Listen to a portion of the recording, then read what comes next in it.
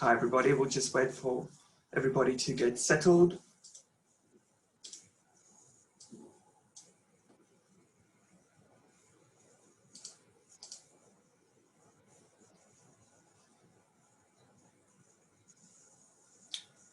Just want to make sure everybody can hear and see my PowerPoint slide. So if you can hear me, just put a message in the chat, maybe say hi. And if you can see my slides, also just say hi. Great. Excellent. Thank you. Welcome, everybody. Thanks so much for joining me here today for this webinar. Hopefully it's as beautiful a day where you are as it is here in sunny Brisbane. This is the fourth in a series using local presenters and aimed at supporting teachers in Australia and New Zealand. And we're really pleased that you're able to join us here today. My name is Henno Kotzé, and I'll be presenting today's webinar, Just Press Play, an exploration of games in language learning. Nigel McQuiddy and Steve McIver will be moderating the webinar behind the scenes. So if you're having any technical issues, you can ask for help in the chat box and they'll be able to assist you. Finally, there will also be a Q&A session at the end of the webinar. You can type your questions in the Q&A box and people can upvote them if they feel they're relevant. I will also read and try to answer as many of the questions at the end of the session as I can.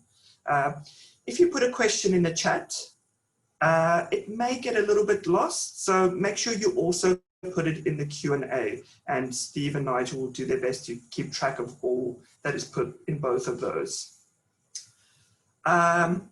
And also, if you are sending a message in the chat, make sure that you also send it to all panelists and attendees so that everybody can see your message there.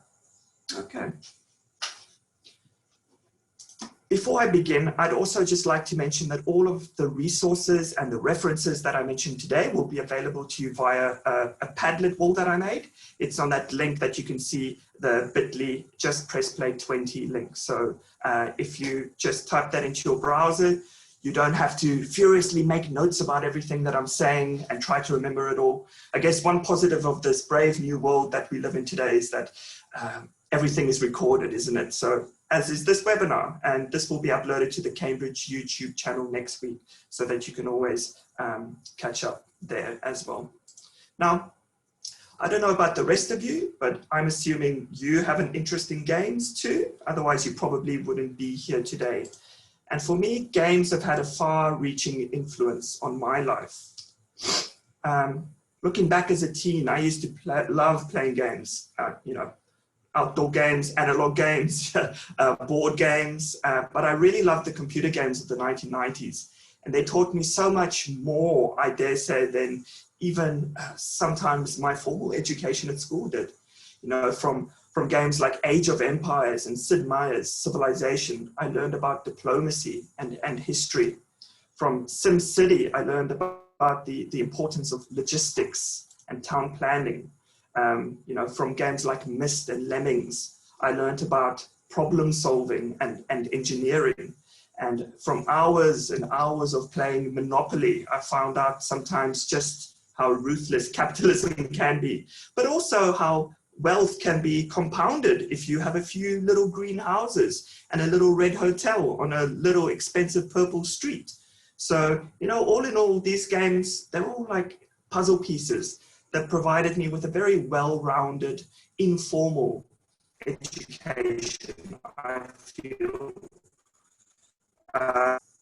Wife and I are also expecting another baby in the next month, so I'm going to be thrust right back into the world of play very soon. So this webinar is quite fitting for me. Now, I'm sure if we all think really carefully, we can find at least one or two games from our childhood, or even now, we could absolutely just immerse ourselves in and forget about our worries, our inhibitions, and you know, our responsibilities, and time just seems to melt away. And I'd actually love it if you shared some of your favorite games with us. Maybe just put it into the chat. What was your favorite game, or what still is your favorite game that's made the biggest impression in your life? And you know, it doesn't necessarily Scrabble, chess, yeah, absolutely, great.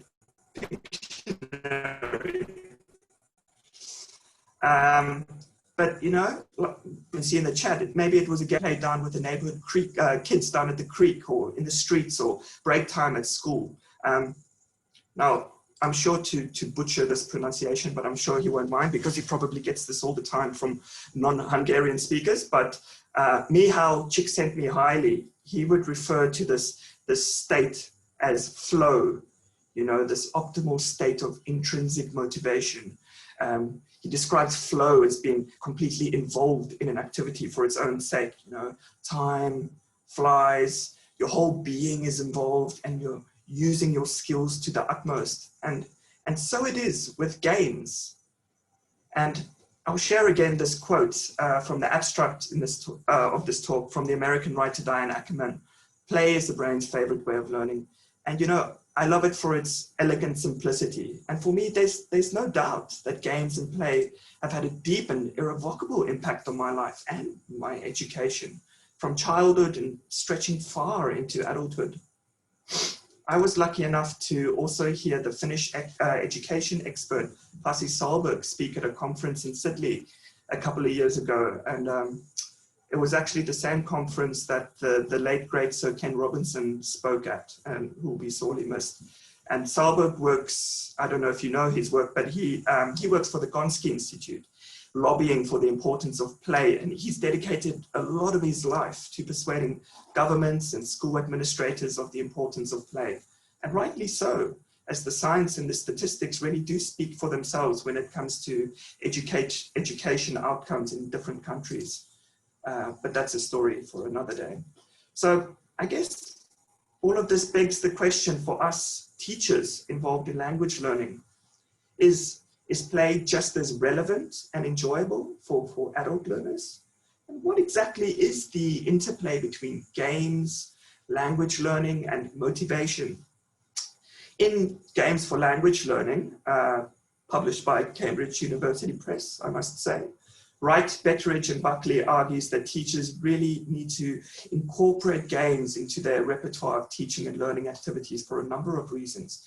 And for me, these reasons you can see on the screen are probably some of the most important. You know, the fact that games help learners to experience a language rather than merely study it. So there's this idea of this concept of situated learning, which is so powerful. We know that learning, especially language learning, takes a lot of effort, and we need repetitive, persistent practice. So games are a great way to sustain that effort and to provide that intense and meaningful practice to learn an additional language. You know, I always tell my students, I said, practice doesn't make perfect, practice makes permanent. And games really go a long way towards helping to achieve that. Higher Reinders, whose book focuses more on digital games, would agree with this and believes games are of great importance in language learning. He says it's the adaptive qualities of games that ensure that students are motivated to persist in their learning, and thus increasing the chance of further exposure to target language input and opportunities for output. And, you know, I've thought about this, and anecdotally, so many of my students that I speak to, they tell me they've learned so much language from, you know, massive multiplayer online games like League of Legends and these types of games, from chatting in English with other players and so on. So that really supports this idea.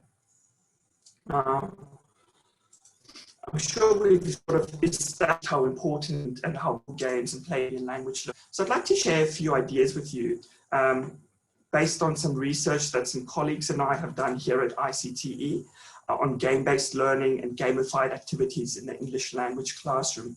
And hopefully I'll then be able to provide you with a few practical takeaways too, that you can take back to your own classroom and concept.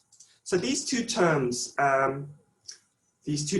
of game-based learning and gamification, they're often used interchangeably, but they can be subtly different. So I'd like to hear from you how you understand these two terms. And to do that, I'm just going to ask you to come to this little website, menti.com. You can see the link at the top of your screen. I'll also just put it into the chat for you so you guys can all see that. And it's going to ask you, you can either do it on your phones or open a browser tab, and it's going to ask you for that code 8656955. I'll just pull up, show you the voting instructions there. So go to menti.com, 8656955. And I'd like you to answer those questions.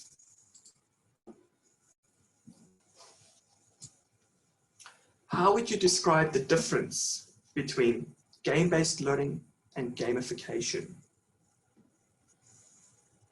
So just in a few words, if you could answer that question for me. How would you describe the difference between game-based learning and gamification?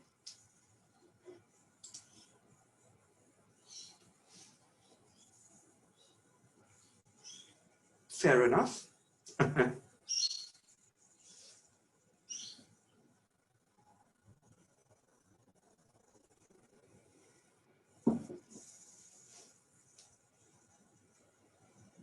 Yeah. Yeah. Turning an activity into a game, game-based learning, discovering through playing games, absolutely. Yeah. Game first, game-based learning, gamification, yes, absolutely. Yeah, these are all really good answers. Even the ones where people say, I don't know, because that's fair enough. Okay, great. Yeah, really nice answers. Really interesting. So I'll just come back and I'll sort of talk to the way that I understand these two terms and the way that I see them. And I hope you can all see my slides again that I'm sharing there. And so the way I sort of look at these two terms, I sort of see them in terms of layering. Yeah. So with gamification, you've got these different game elements that we have from games: teamwork, playing against time, characters, you know, either your own character, and then we also have the non-playing characters, even points, badges, leaderboards. And so when you're gamifying an activity, you're layering these game elements over the language learning activity. The basis of the activity is still the language learning activity. And I think one reason why gamification and language learning fit so well together is because both are based around this idea of making progress through the game via levels, unlocking achievements, and progress is such a strong motivator for performance. So I think that's one major reason why gamification is so popular in language learning. And then with game-based learning, however, the focus shifts, right? And the basis is the game. And now the language learning activity would be layered over the game or integrated into it with the goal of the learning becoming intentionally embedded throughout and throughout the experience of playing the game. So here we have a game, and games would have a set beginning, a middle, and an end, with what the games theory Carl Kapp would call a clear debriefing stage afterwards too. You know, once the students have finished the game or you finish, you'd sort of look and say, now, what did I learn while I was playing? So, you know, we can see that language learning in both game-based learning and gamification occurs on a climb or a spectrum, depending on how they're designed and the amount of game thinking that's layered throughout. Now, there's a lot of different game design frameworks that support different game thinking models, but a common one is to divide activities into 5 categories according to their relationships with the games. They sort of move from the aesthetic of, say, playful design through to gamification, and then the more structured sort of simulation, and then we get to things called serious games and games. And I'll briefly explain all of those and provide you with a couple of relevant examples too, beginning with playful design. playful design, that includes the activities and elements that include the aesthetics of games. You know, you might have cute animations or cartoons to illustrate a point, but they aren't necessarily about playing a game. Avatars are a great example of playful design. I'm sure a lot of you who teach online, which is most of us these days, I think, will have noticed that our students often have some fantastic avatars that they use, either to express their personality or their interests. These ones are some of my, they're called Bitmojis, and they're from the days before I grew my isolation beard. And they're really fun to make. You know, you just download the app, snap a pic of yourself, and they sort of automatically generate. And I think the really great thing about Bitmoji, apart from the fact that they're great for using in different learning and teaching situations, actually look stronger, which is great. Bitmoji, as well as all the other resources, they're all on that Padlet wall. So again, just like to remind you that Padlet has all of these resources on there. So then we're moving through to gamification. And this is where we'll find so much in language learning, you know. This is where we find our much loved quiz platforms. And I'll just show you a couple of the logos of some of our favorite quiz platforms that I'm sure you guys probably know and use some of these yourselves. I'm not going to tell you the names because I think this might be a good point to conduct a little quiz. Unfortunately, we're a bit pressed for time, so I'm not going to be using any of these quiz platforms. But I'd like you to just in the chat, write down, say, number one, I think this logo is this quiz platform and so on. And let's see if you guys can guess the quiz app or tool from their logo. You've got 1 minute, go. There we go, everyone's got number one there. We've got Quizlet, absolutely, good. Number 4, Socrative, yep. Number 5, people know quizzes as well.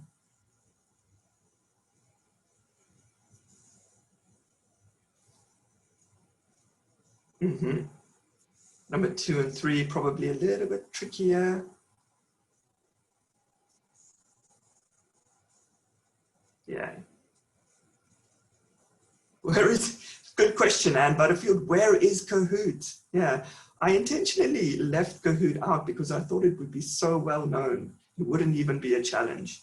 Like we know, for a game to be good, it needs a challenge. So Quizlet, yep. Number 2 is Gimkit, I think is how it's pronounced. It's a great little quizzing platform where your students play and they make money as they go along. So it's a little money-making quiz platform. Number 3, we've got Nearpod. Number 4, we've got Socrative or Socrative, depending on how you pronounce it. And then we've got quizzes. And all of these have these gamified elements of points and so on. And they've all got a really nice sort of collaborative quizzing version too. So Quizlet Live, Gimkit is very collaborative. Nearpod has Time to Climb, where you climb the mountain. Socrative has Space Race and so on. And there's heaps more of these, which I haven't included. They are on the Padlet wall. So we've got, Kahoots and Wordwall and Quitch and so on. So there's quite a few of these different quizzing platforms. And they all have these fantastic gamified elements. And, these days, even the classroom management systems are gamified. So they use these point badging for different purposes, things like behavior control, whether you support that or not. But this is an example from Classcraft. And I really like this example. This is Tom Spall's choice board that he's created. It's a Google slide, and basically he shares this with his students. It's based on the Fortnite map, the landing map. And when students click on each of those locations, it takes them to a different activity which they can complete, and they can always come back to the map and then go to another activity. So this type of thing, it's really useful for self-studies, things like stations and a variety of activities. And immediately you relate to the students, and you've got them engaged, and they're more likely then to persist with these different activities. And with a bit of creativity, you can also modify, the much loved supplementary coursebook activities, things like the board games that we always find in the back of the books. and you can modify them for the online classroom. This is a fantastic example made by my creative colleague at ICT, Andy Sankey, and it allows students to play their own get to know you or icebreaker speaking activity board game. You know, it's got built-in counters, so at each corner of a question you can have different counters. It's got a built-in randomized dice. It's got a built-in timer. So, you know, you can just give this to the students, put them in a breakout room, and, you know, you've got a fantastic online board game, which is great. And all you need to do is modify the questions. You can turn it into a grammar review, a vocabulary review, any type of review, really. So it's a fantastic example of how you can gamify a course book for online teaching. Here's another example. Oops, I think I've jumped the gun a little bit there. I haven't actually included the other example here. It's on the Padlet. He's made a very nice snakes and ladders activity too. So if you go to the Padlet, you'll find this board game as well as the snakes and ladders activity. And he just made this in PowerPoint. You know, it obviously took a little bit of time to create all of the animations and the different features, but once you've got it, you can adapt it so many times. So, you know, the list of gamified resources these days really is endless. And again, they're often so easy to set up. So a lot of the resources that I've put on the Padlet for you, there's some setting up instructions too. So make sure that, and these board games, for example, have great instructions for the teacher as well. So make sure you go have a look at those. Now, I'd like to turn to a few gamified and game-based activities, which I've run to various success with my English language students. And a couple of years ago, my colleague at ICT, Kira McManus, and we did a little bit of action research with some EAP pathway students. And, you know, we found they were really struggling with motivation and using English outside of the classroom and really connecting with their communities and so on. So we came up with this idea of combining Kira's goal setting. She's got a real passion for goal setting, combining that with a gamified digital scavenger hunt game. And we used this platform called Goose Chase, which is a great platform that the teachers can build a little scavenger hunt on their computer, and the students log in with an app, which hopefully, if my connect is good enough, I can show you what it looks like on my phone. And so we wanted to see if using a digital scavenger hunt mission would increase student motivation to use English more outside the classroom and to achieve their study goals. And we also wanted to see whether gamifying these students' language learning goals would increase their motivation to use English. So I'll just briefly describe the project to you. So we had students set goals for themselves, English language goals, and we separated them into 4 cohorts. So I've just jumped one ahead there. We had a control group. So basically we took their goals and they put it up on a big poster in the classroom, and they had to try to achieve those goals. And then for the other 3 groups, the one we had, the students only set their own goals. So whatever goals they wanted to achieve, we had them set those. And then for another group, we, the teachers and the researchers, we set the goals for them. So we said, we'd like you to do this in the next few weeks outside of the classroom. And then for the last group, we had a combination. So we had teacher and student set goals. And then what we did, we took these language learning goals, and we, on the digital scavenger hunt platform, we changed them into missions. So we gamified them, and I'm going to try and show you what this looks like quickly. Hopefully my connection doesn't go astray. I'll just quickly share from my phone and show you what this looks like.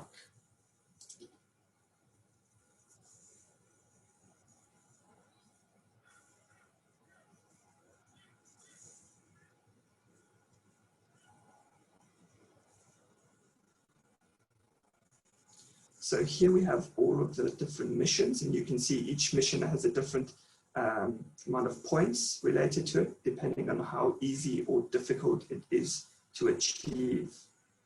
So these were some of the student set missions: speak English outside of class, speak to different people who aren't my classmates. And then we have some teacher set missions. For example, their textbook was the Cambridge textbook Unlock.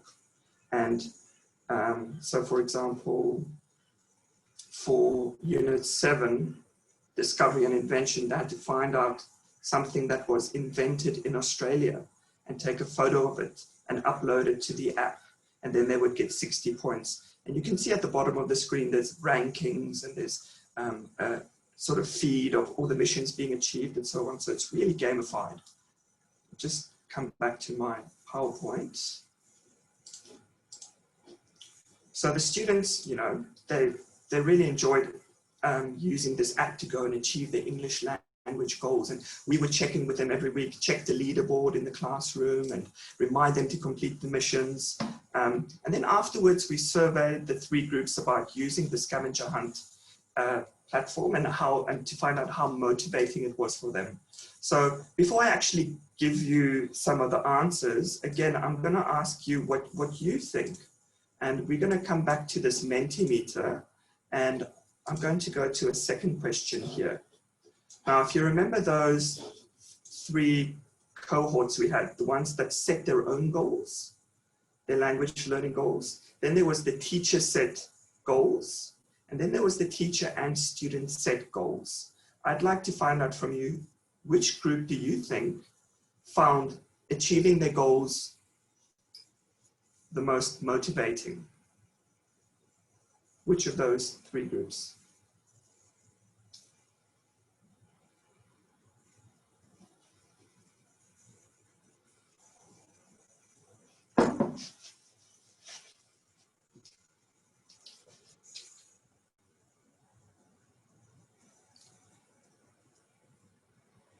Yeah, we've got teacher and student set goals in the lead, followed closely by student set goals, teacher set goals groups sort of bringing up the rear. Yeah, interesting. Most of you are correct. Yeah, the teacher and student set goals group.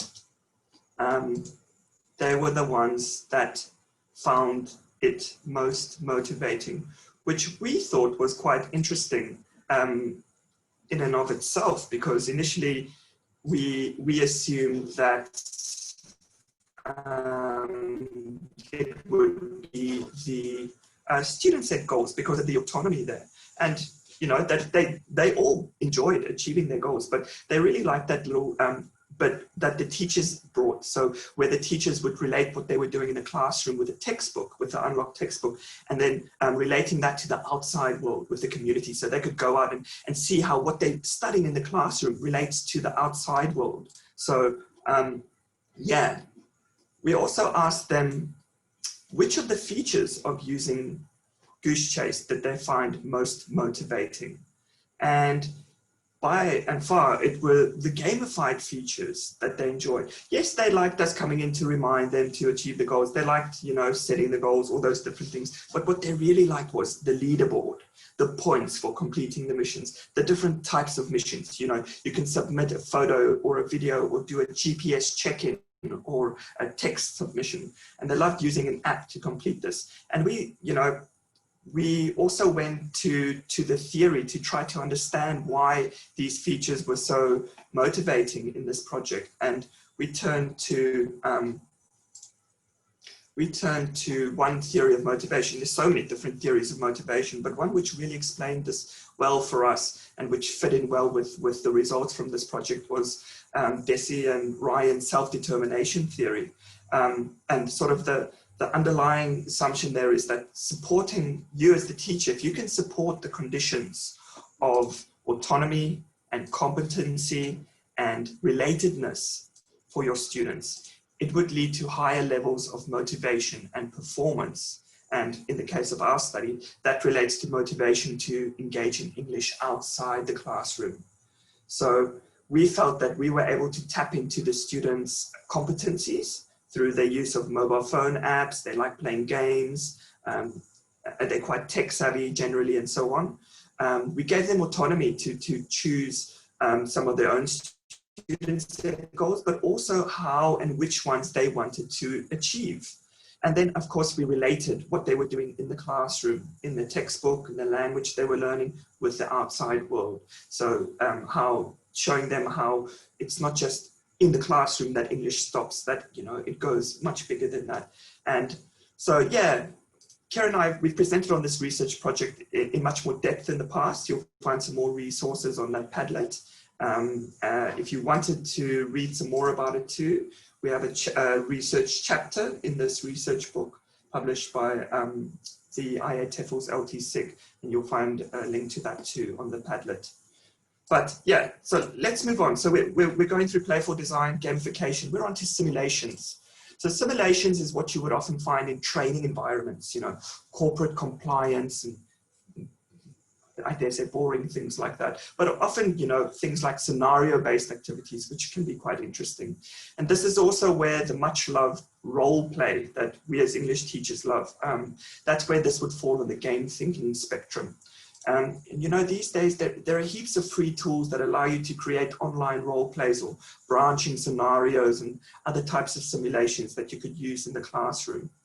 I'm going to just show you a little scenario-based learning experience that I built with a authoring tool. I'll just come out of this called Articulate Rise. And this is an academic skills module.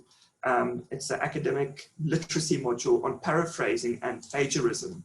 And so our students would go in, and so with the scenario here, they meet their business management lecturer, and there's a little scenario there. That he wants to talk about the recent assignment that you submitted, and sort of says, "Hi, do you know what this is about?" And you go, "Well, yeah, I think it's got something to do with my writing." And he goes, "You may be right. Yes, there's a problem with plagiarism." And then you've got a couple of options, and depending on how you answer, you know, we've got different outcomes. This is, you know, a classic branching scenario. And, you know, you either come out of this unscathed with a second chance to submit your assignment, or you're in trouble because you plagiarized and you don't care, or whatever it might be. So this type of simulation is what we could often use. And although it's not necessarily a game, so to speak, it borrows heavily from all of these gaming influences, right? So we've got a character, you're the student, you've got the non-playing character, the lecturer, for example, and then you've got these, you've got choice, you've got these options, you've got progress, and you've got a clear outcome. So, you know, these are all heavily borrowed from games. So then we move on to sort of also more immersive experiences. And I'd like to look at some activities based on the popular escape rooms, where students would work together in a scenario-based setting to solve problems. You know, and they have to find clues and solve these puzzles to complete a mission, whether it's breaking out of a room, breaking into a box, you know, saving the world. And usually we've got to do all these things before time runs out. At ICE-T, we've been lucky enough to have a learning designer who's devised this very clever activity, which we ran in the bad old days of face-to-face teaching.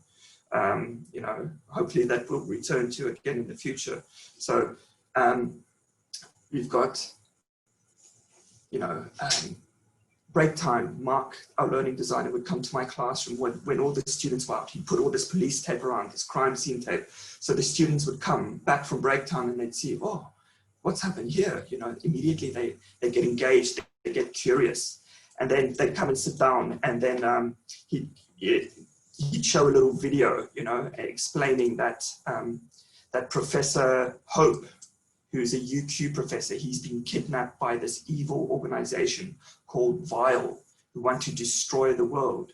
And, you know, there's this sinister ransom video that he shows and explains that Vile is going to use Professor Hope's research to build this bomb that's going to destroy the world, and it's up to you to save Professor Hope before it's too late. So, you know, he uses QR codes and 3D models and invisible ink and UV light pens and Google Forms, and these students all have to work together to save us all from Armageddon, and they've got to break into these series of locked boxes. I think he just bought them, you know, at Officeworks, for example, but this scenario is so immersive, and the students really negotiate with each other. They use all this language of suggestion. It's a real sort of task-based learning experience.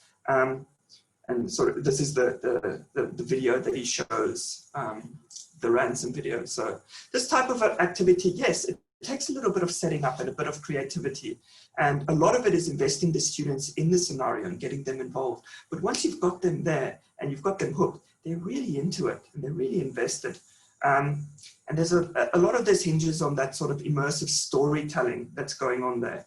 And one person who's a real expert in this type of thing, and he's presented on escape rooms and immersive storytelling quite a lot, is Graham Stanley. You may have read some of his books or watched some of his webinars. He has a new ebook out on this subject, and I asked him earlier this week if he could, you know, just record a little video about the importance of games and immersive storytelling, and this is what he had to say. So I'll just find his little video quickly and I'll show you. Make sure I share the computer sound. Yep. Okay. Hello. Why do I think games and play are important to language learning? Well, as Clark Aldrich stated in his 2009 book, Learning Online with Games, games are a more natural way to learn than traditional classrooms, as we've been learning by playing games since the beginning of our species. It's not just about children either. Play can make learning more productive and pleasurable for adults too. Playfulness helps us be more flexible, creative, and resilient, and is a great source of happiness. For me, it's also about creating memorable experiences. It seems obvious that if you can make the language learning experience in your classroom interesting for your students, they will be more motivated to practice and learn than if they're sitting at their desks all the time working from a course book. Take escape room games, for example. If students are engaged with a mystery story, trying to solve puzzles and accomplish tasks in order to escape a room, they can be persuaded to use a second language to communicate, negotiate, hypothesize during the game. If you choose or design the escape room carefully, then you will find your students pushing themselves to practice whatever language skills they have. In order to achieve this, I think it's important to make an interactive story central to the game. You can also use this story with the learners after the game has ended to persuade them to continue to practice language. I think the game itself is perfect for speaking and listening in particular, reading too sometimes, and then afterwards the game can be used as a stimulus for writing. Students can write up their experience playing the role of one of the characters in the game, or they can make a statement or a report. My name is Graham Stanley, author of the Handbook for Teachers, Escape the Classroom, Escape Room Games for Language Teaching. Thank you for listening. All right. So, yeah, and I absolutely agree with Graham Stanley. I think it's such a powerful tool, that combination of immersive storytelling, problem solving, and so on. So let's just move on there. And yeah, let's move on then to the next part of the game spectrum, which is serious games. Serious games might sound like a bit of a, but you know, it's actually quite an established term. It refers to games that, you know, they go back hundreds of years. The Germans used to play serious games with their soldiers to teach them war strategy. And we see this a lot with training. For example, you might see a multiplayer virtual reality training environment where each player has a different role and they have to work together towards a successful outcome. I don't know how many of you played this or still play this. You know, I managed to crash quite a few Boeing 747s playing this. Microsoft Flight Simulator, and I guess this is a sort of a combination of a simulation and a serious game there, because you're actually learning quite a lot there about flight mechanics and so on. Another example is this one called Pulse, which is a first-person virtual reality healthcare system simulation, which is a mouthful itself. But basically, you play an emergency room doctor, and you have to save people's lives. And the premise here is that you can kill as many people as you need in virtual reality in order to not harm someone in real life. So it's a real serious game with them. You're learning these skills in virtual reality. So let's move on to games. And games have fun and entertainment at their heart. And another game-based activity which I tried recently with one of my classes was actually a pilot study that I conducted with a small EAP and IELTS prep class. And I was using a vocabulary learning app called Vocab Victor. And I've actually seen in the questions that Heidi is here. Heidi is the founder and creator of Vocab Victor. So she's in the audience. Hi, Heidi. Nice to see you. So basically, students play a series of word games based on various word lists. And it's aimed at the sort of the intermediate to upper intermediate level. And the context is it's a sort of medieval feudalistic system. And as you progress through the levels, you learn more words and you unlock new and more challenging game types. And your rank goes up. You start as a peasant and you move up through the ranks to knight, noble, and emperor or empress. And again, I'm going to tempt the connection gods by trying to show you what it looks like on my phone. Hopefully it comes okay, but here we go. Let's see if this works.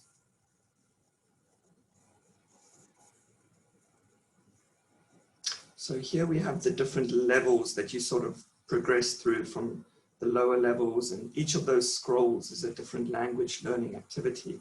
You sort of climb up through the castle, unlocking the different levels. You can see I got up to level 10 and so on. So the one with the bow and arrow is a word strike, for example. And you have to match the words that go together. Jeez, I don't know. I missed. I get 3 chances. That type of thing. And when you finish, you get some charms. And when you get your charms, you can unlock new word lists. And you've got your leaderboard. I'm very proud to say I'm a gentleman. When I climbed out of the peasantry, I celebrated. We've got our leaderboard, so you can see how other players are doing. You've got your word lists. So you've got academic word lists, IELTS word lists, West General Service list, there's a business service list, and so on. So you can choose which types of words you'd like to learn. You've got a diary of all of the words you've already learned with your definitions and word families and so on. So yeah, it's really good. And it tells you which words you've seen but you haven't learned yet. And then of course you can get more charms in the charm shop. So that's Vocab Victor. And I'll just come back to my PowerPoint again. So yeah, so the little pilot study that I did with my class was that we had this class, and Heidi and I actually came up with this idea that we give them a mix of words from Poor Nations vocabulary size test. We had these 116 randomized items and mixed in with a couple of IELTS word list words. And students had to basically categorize them into 3 groups. The first was, I don't know this word, or I've seen this word, but I'm not sure of the meaning, or yes, 100% I know the meaning of this word. So they would just categorize those words. And then I said to them, here we go, you're gonna go play Vocab Victor. You've got, for the duration of this course. I didn't push it at all. I set it up with them and I let them go. And I made it explicit that, it's not part of the course. It's sort of something extra. They can do it if they want to. They don't have to do it. I'm not forcing anything here. But it was interesting because break time I'd come in and I'd see a couple of them playing the game. There were a few of them. They weren't that interested. They sort of they just dropped it. But many of them, you know, before class, they'd be playing, break times, they'd be playing. And I could see on the leaderboard how they were climbing up the rankings, which was quite interesting. And then after the 4 weeks, we did another test where the same test, 116 randomized items from the vocabulary size test mixed in with some IELTS words. And it was interesting. So with the pre-test, 53% of the words in general, they said they know this words. And they knew just over half on average of those 116 words. Some knew more, some knew 70%, some knew 75, some knew as few as 35. But on average, they knew 53. And then with the post-test, that went up to 65.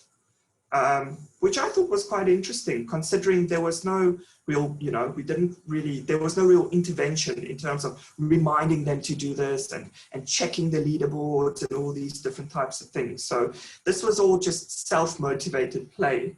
And I think that's quite a significant improvement in the vocabulary, and also the number of words they didn't know down from 28% beforehand down to 20 or even less afterwards. So they really did learn a lot of this vocabulary. And obviously this is just a pilot with a small number of students. And I'd love to replicate this with a larger cohort to see if the numbers hold up and if the results can be replicated.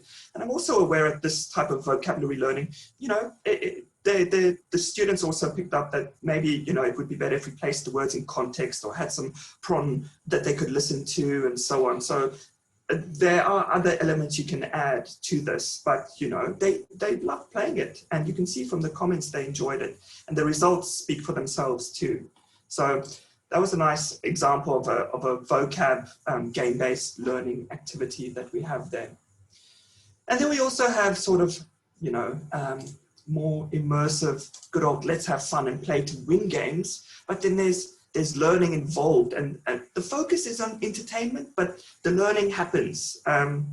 It really happens. And here, sometimes it's incidental, but usually it's intentional. And then it's sort of bordering on a serious game in a sense. And these days, there are quite a few of them out there for learning English and other languages, and you can get them on your phones, on your PC. And this is one of my own favorite examples. It's called Ruby Ray, and it's a mobile game, and it's actually published by Cambridge English. Even though the intention of the game is, it's a Spanish language learning game, but it's a sort of, you know, dual language game. I'll show you a little bit later, but the blurb for the game, I love the blurb. It says, join Ruby Ray and her reptilian pal Hugo on a mission to save her friends and find her way home. Explore a landscape filled with confused warriors, angry guards, and mysterious aliens as you build relationships, solve puzzles, and use your new language skills to connect with others.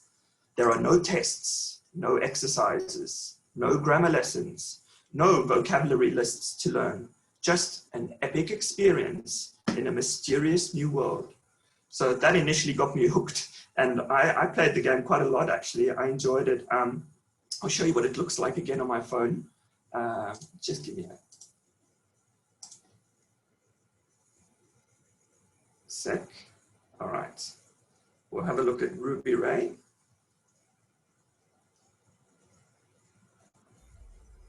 So I've actually reset the game so we can have a look from the beginning. So Ruby Ray wakes up in this strange new world. Ruby, ¿puedes oírme? Molly? Molly, ¿dónde estás?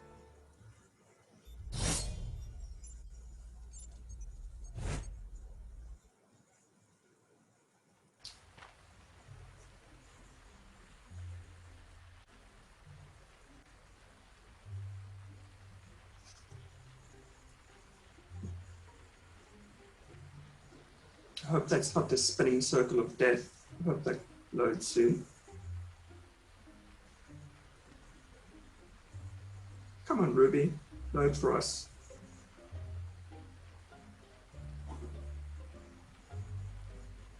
I think Ruby Ray's camera shy. I might have to come back to Ruby a little bit later.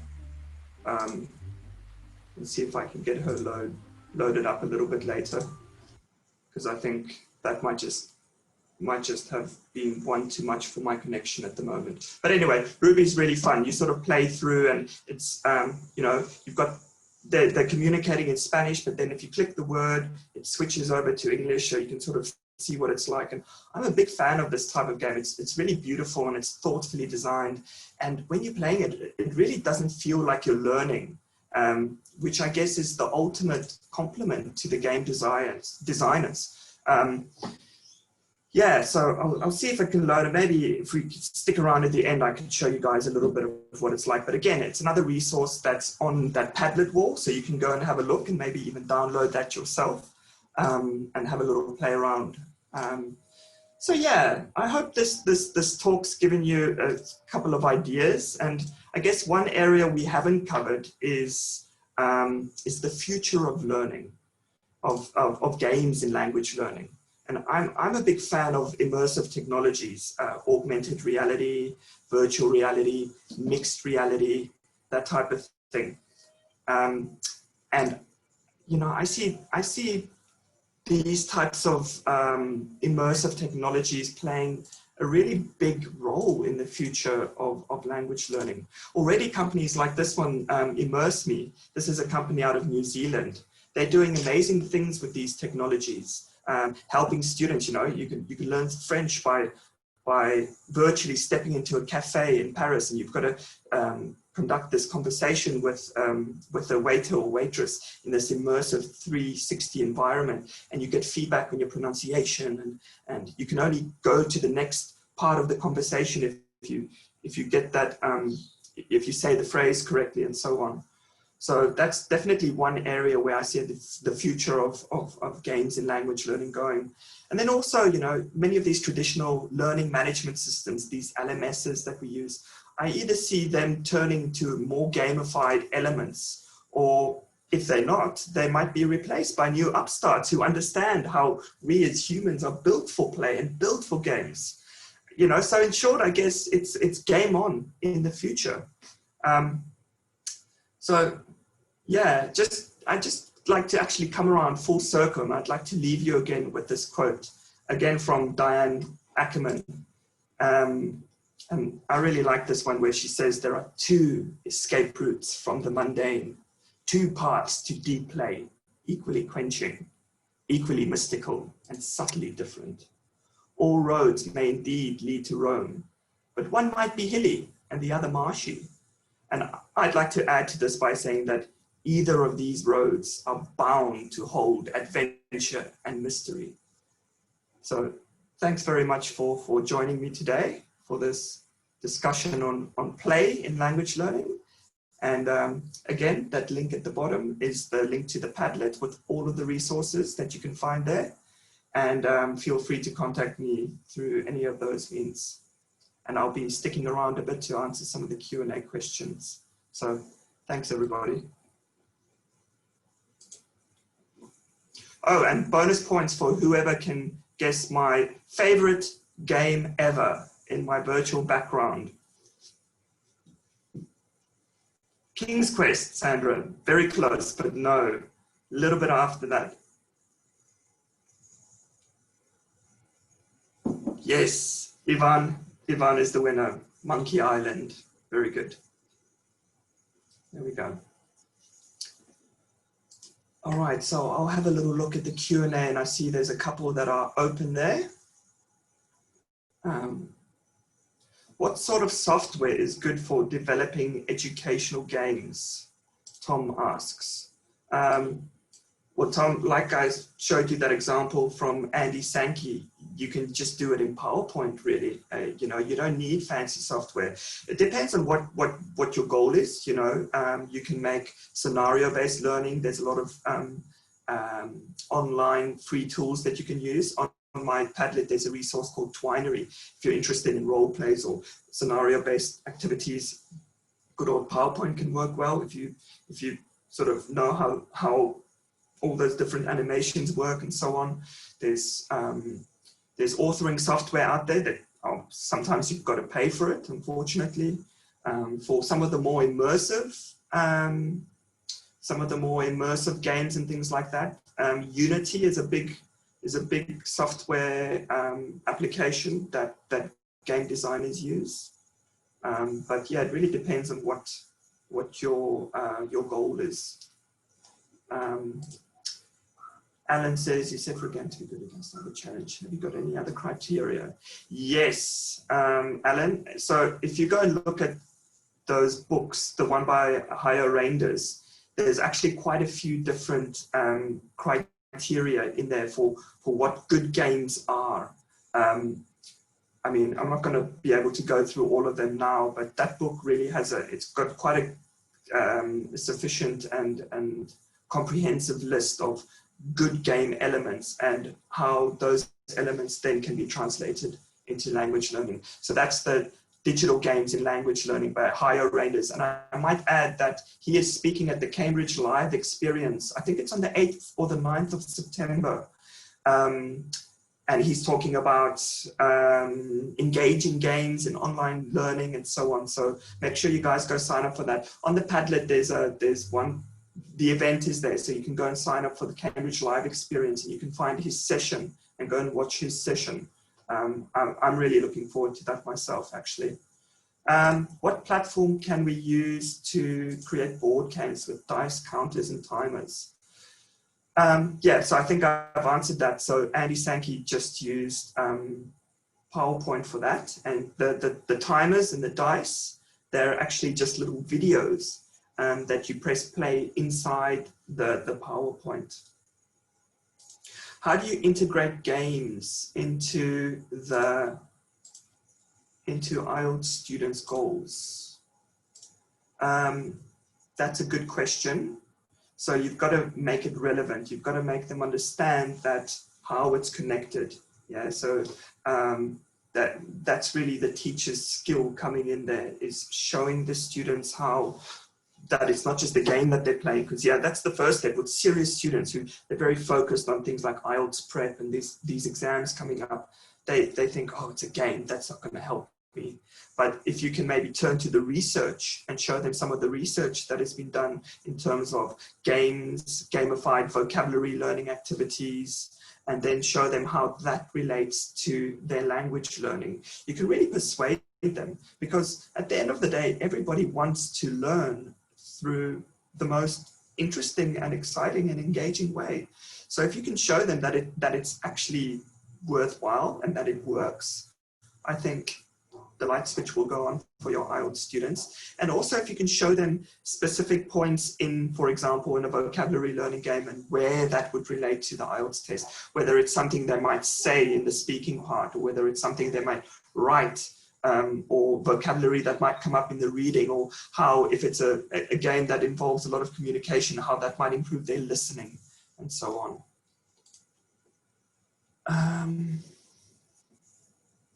Yeah, so Suez, I don't mean to dissuade you from trying some of these different games. So a lot of them, they come with very good instructions. Yeah, so like I said, those PowerPoints with the board games, they've got lots of instructions there. They're very scaffolded for the teachers and for the students. For things like the Goose Chase, I've made little videos myself that's on that Padlet, how to start a game, how to build a game, how to get students to join a game. So yeah, with these types of things, it might seem a little bit daunting in the beginning. And for me too, you know, sometimes I go, whoa, okay, how am I going to use this in the classroom? How am I going to learn this? There's a big learning curve, but you know, things like YouTube tutorials and things like that are really useful. Turning to other teachers who've used it and say, hey, how did you do this? Can you show me? So yeah, once you get going with it, things often turn out to be easier than they seem in the beginning. Meg, can you talk a little bit about Immerse Me in terms of the quality of the ASR? Not 100% sure what ASR is. Meg, maybe if you can just ask in the chat or explain what ASR is. But Immerse Me, yeah. So basically Immerse Me is it's a browser-based 360 environment, and it's based on these scenarios. So you choose the language that you want to learn. So let's say I want to learn Italian. So what this guy actually did, Scott, he's the founder of Immerse Me. He actually went to all these places in Europe and all these different places, and he filmed all of this 360 footage and these conversations in these day-to-day conversations with different people. You know, it might be a ticket office at a tourist spot, or a cafe, or a at the airport office. And basically this person would ask you a question, and then you'd have to answer the question, and in that target language. And he's got an AI built into it that picks up the pronunciation. If it's close enough, then you can progress in that conversation. If it's not, you've got to try again, listen to what you should be saying, try and say it again. It's really clever. And I know a lot of schools in Australia have picked that up for their foreign language learning skills, and getting their students doing that.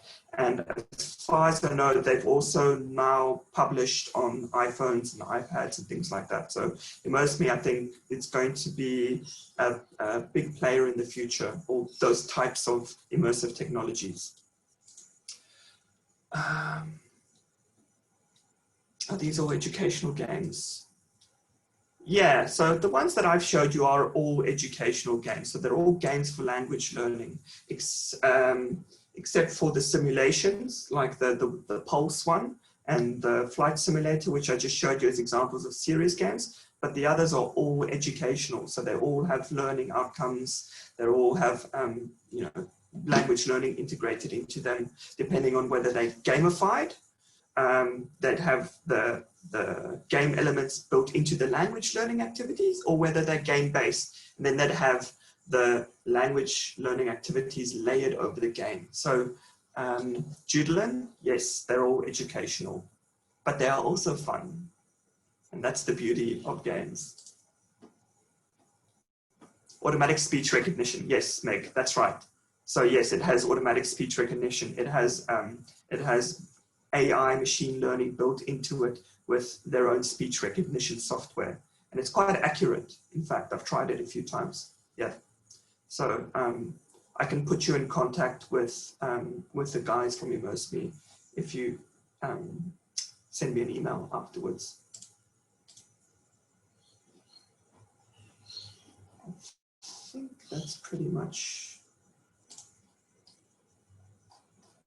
all of the questions.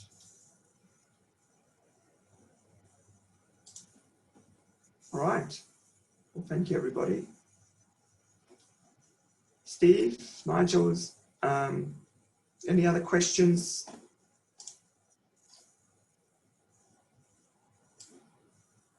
I think, there's one more that's come up. Yuka, is there any role-playing language learning games apps available?